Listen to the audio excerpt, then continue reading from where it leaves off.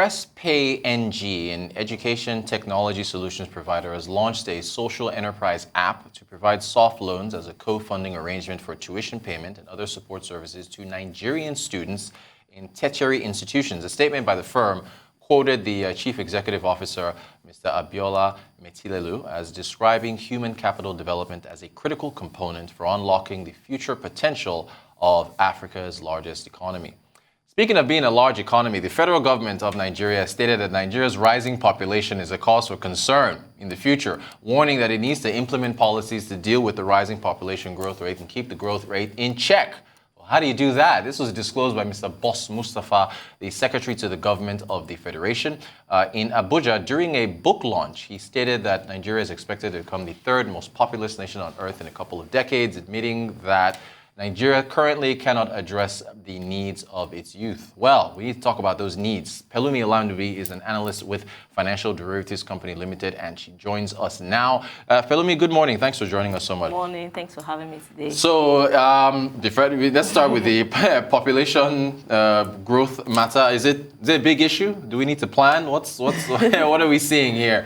There's always more people on the streets when I go out. I mean, to dive into such conversation, we need to see where we really are in context of other countries, both in Africa and even globally. Yeah. And the concern about us becoming the third most populous country in the world is actually potent. Because as we speak now, we are the 7th largest country in the world in terms of population size. Right.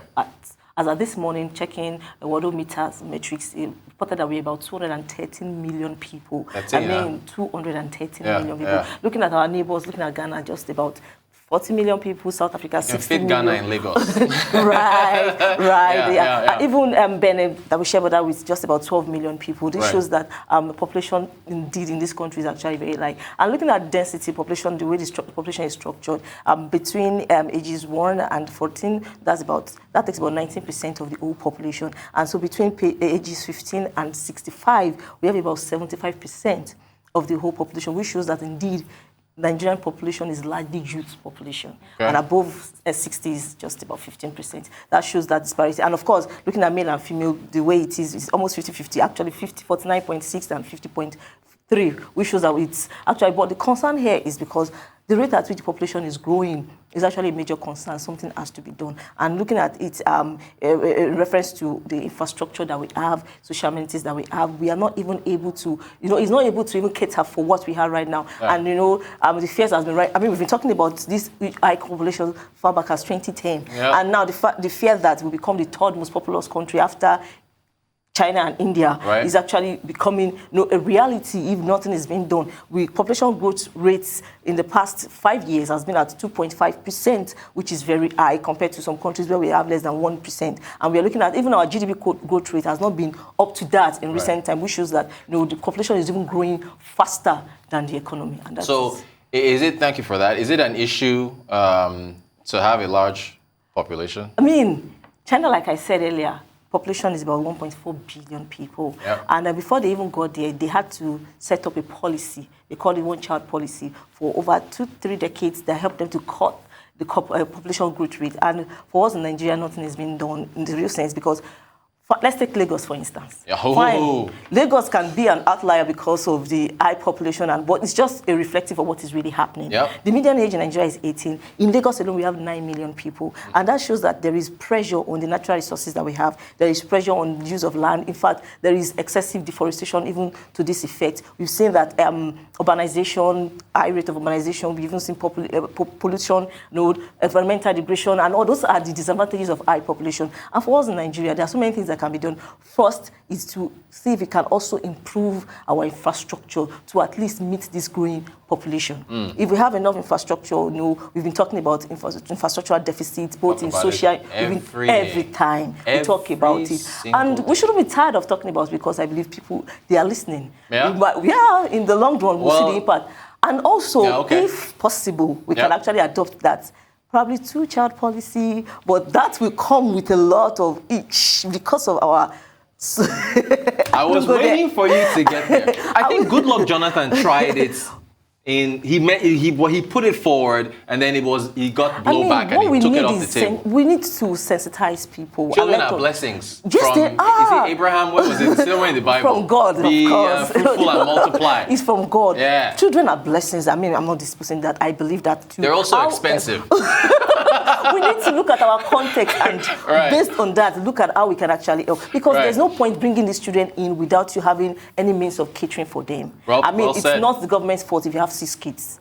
Right. So we should actually do things to at least think about these children. If what you can actually raise by your own means, looking at the peculiarity of Nigeria of today, if it's 2 children, and if government can, I don't know how that will be possible because, I mean, about 49% of the population are Muslims. And they believe in polygamy. And that might be very difficult to implement. Catholics don't believe in using contraceptives. That was also there. So there you go. So, I mean, but the more we sensitize people, the awareness we get, because in the long run, by 2050, we are expected to reach about 400 million people. How do we how would Nigeria as a country actually, let me use the word host, to accommodate 400 million people? I mean, even with what we are planning to do, we've seen the long-term agenda, even if we attract more investment and all that, I still see that gap. Okay, so I'm glad that you've gone through the solutions. I want to quickly talk about this Press Pay NG app because they are trying to fund youth in universities, in tertiary, and the youth are a byproduct of the multiple children we keep having, because those multiple children have to go to school. They have to go to school, I mean. So what do you make of the loan, what do you make of it? Because it's a private company, I'm actually skeptical about the viability, looking at how, I don't know the structure in place of how these youth will pay back.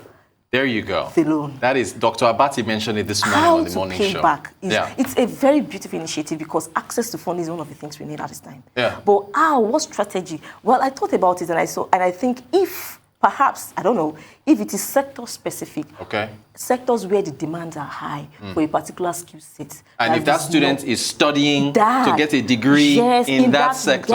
Yes, that would actually be more, I don't know, because you are sure you can at least get a paid employment after graduation, that probably in the course of 2-3 years, you can pay back your tuition fee. I mean, that would increase literacy rate in the country. It will, of course, intensify the low income or poor, lower cadre in the economy to probably go further to tertiary institutions and what have you. That would actually encourage, but there should be, because nobody enters a business with no plan for making profit. I mean, that is basic. So if there is a pathway of paying back that is clear, so many other firms will jump in on that. And that's what I was thinking, except, take for instance, I study economics by training, I'm an economist. And there's this part of economics that students run away from. We call it econometrics. Yeah, because of the stats. Yes. I took economics as well. Econometrics is hard. Econometrics is that it is 90% theory and 10%, well, in schools, they teach us 90% theory and 10% practical. And in the real sense, economics is more of application than theory. So, and there's so many gaps in that. So you see students in the final year project, even postgraduate students, going all about, jumping around, asking people on the street to do analysis for them. This skill set is one skill set that if anyone at this point in time, especially in Nigeria, you train yourself to have it, you will be, I mean, hot cake everywhere, and the demand is there. You are employable in almost every sector. And that's cut across every other discipline. There's some major demand. It's not just about IT. I know IT is overflowing, IT, fine, but there are some other skill sets that might not really be on the front line there, that if you actually train yourself, submarine, I don't know what to teach them. I don't know. It's practically theoretical. So if we actually see platforms like that, that would fund such career path, and there is possible because the job demand is there, and we are sure, okay, in a couple of years we can pay back. Then it will work. Then it works. We only have a minute to go. Is this conversation we're having as a result of not enough funding for schools in Nigeria? Looking at 30 seconds. Okay, looking at the budget, education takes just 7% of the budget. According to the recommendation by United Nations, it says at least 20%. So it shows that the funding is actually the funding gap is there, and it's huge. And it's not enough just to talk about it. We need to start seeing investment. And by the time we start seeing investment, then we expect to see a better output. And indeed, unemployment, youth unemployment, there'll be a different narrative, and that is what we're looking out for. Two-child policy in Nigeria. I'm going to hold you to that. We'll have to see whether that, the administration takes that on.